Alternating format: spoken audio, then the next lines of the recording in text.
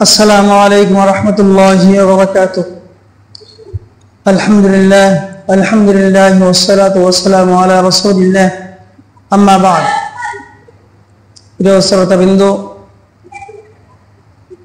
অনেক মানুষ প্রশ্ন করেছেন যে মৃত্যুর মানুষের পক্ষ থেকে কোরবানি করা যায় আছে কিনা, আর মৃত্যু মানুষের পক্ষ থেকে কোরবানি করলে তার কবরে সব পৌঁছাবে কিনা। তো মৃত্যুর মানুষের পক্ষ থেকে যদি কোরবানি করা হয়, কোরবানি হবে, আর মৃত্যু মানুষের কবরে ইনশাল্লাহ সব পৌঁছবে ইনশাআল্লাহ তাআলা, কোনো অসুবিধা নেই। বহুত মানুষ এরকম আছে যে পশু কিনে আর তার উপরে এক অংশ ওয়াজিব থাকে আর কয়েক অংশ বার্তিক থাকে। এই বার্তিক গুলা কি করবে এই বিষয়ে তারা চিন্তিত হয়ে থাকে।